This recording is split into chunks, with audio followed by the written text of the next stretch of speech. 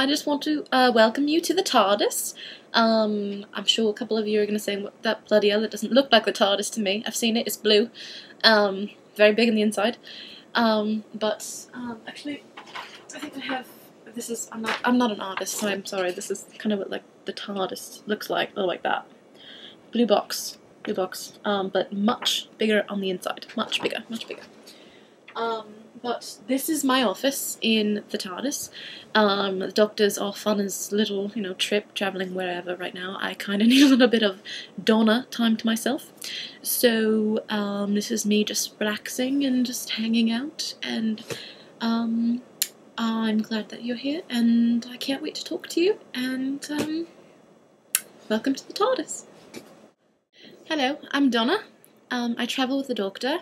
Just a spaceman, not that we're together or anything, I mean, not that he's, not a nice guy and everything, it's just he's a Time Lord. I mean, he's not, he's got two blooming hearts. I mean, men make it difficult enough, with one heart. Imagine two, and if he's got two hearts, there's no telling really, what other parts he may have multiple of, Sorry, I got a bit off track there. Can we cut?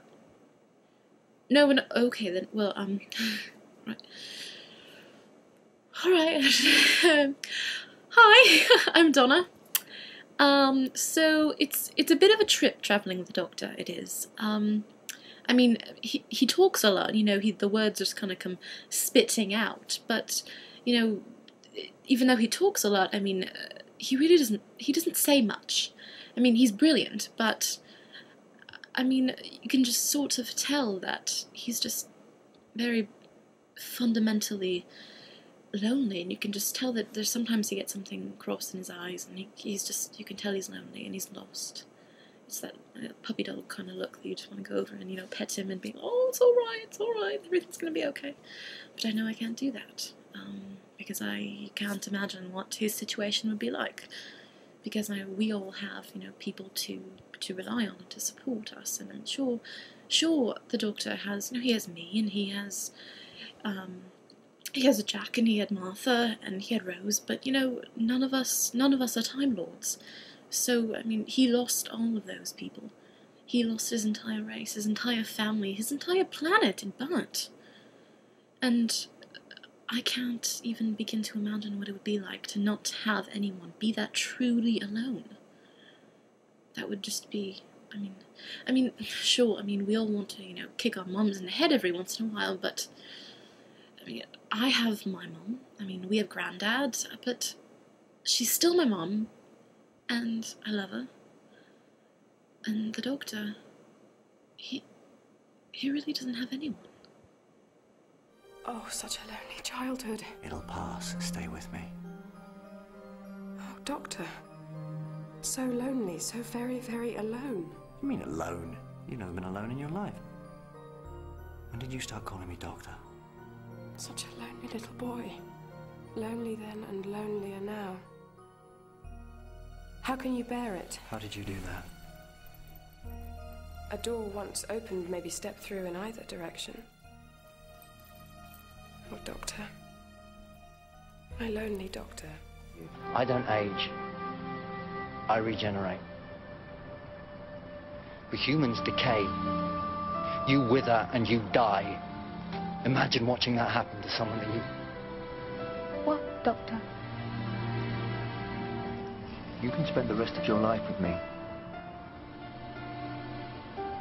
But I can't spend the rest of mine with you. I have to live on. Alone. The Daleks, those like robot things, they do remind me, with their whole philosophy and everything, of Nazis. To me they look like bloomin' salt and pepper shakers, but I know to the Doctor they represent hatred and all that goes along with that. It's all very, World War II and purity and master race and that sort of mentality, which I'm learning now was very much prevalent during the modern period. And also people then, for a change, were very much wary of violence. and everything after the First World War. They no longer romanticized war. They saw it for what it was, and they, you know, the Doctor, because of all that, and because what he's been through, you know, he's fought as a soldier, he's taken lives, he's seen bloodshed and the reality of that war, and because of that, I think he's very abhorrent of violence. He doesn't carry a weapon. I mean, he has a little sonic screwdriver thing, but you know, the most harm it can do is, you know, open a door, for Christ's sake, you know. So there you go. Right, so regeneration. Okay, so the Doctor, he's a Time Lord. They don't age like the rest of us. They actually don't age at all. What they do is they have something called regeneration, where they can change their entire body and all that. They still keep the same memories and such, but they change all like the physical aspects of how they look, and they can do that over and over and over again throughout their entire lives. So they keep on changing throughout their life. So, like the Doctor, he's 907, but, you know, he doesn't look a day over 30, you know. Damn man. So, anyway, with regeneration, the way that the Doctor has explained it to me, is that it's sort of an intersection between life and death. It's, you know, he says that it feels like dying, almost, because it's really everything he is changes, and it's sort of a new man that goes sauntering away, and his memories change, his memories don't change, but the physicality changes, and, you know, every cell in his body is changing, so it really is someone else who walks away, and I can't imagine what that would be like, to live that long. I mean, he's 907, to live that long and have so many different bodies, and having to meet different people, and them not knowing who you are, even though you know who they are, and some of the trauma that might cause. So it really is a funny thing. It's a bit sad. Well, it sounds, regeneration almost sounds like something that could be, you know, holy, or you know, very much, you know, something you'd have like a big yellow glow surrounding you, and it would be something that you'd be, oh, looking at people like that. But I think it's very traumatizing for the Doctor. I think it is, and I think a lot of the time he wishes that he were human. I really think he does. I think maybe that's the reason why he surrounds himself with so many humans. I don't know, maybe it's a guess, but that's just my thought. So, you know, I think he has a funny old time with it. You know, this man from Gallifrey, this Time Lord, the last of the Time Lords. And I love him, but he's not human. He's Time Lord, and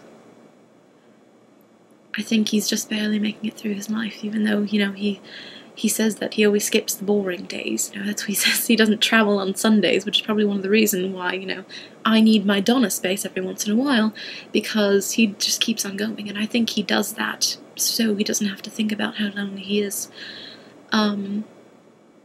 So, yeah, I don't want to romanticize him, even though he's just the most wonderful man in the world. He's brilliant, he really is, but I don't think I'd want to be him.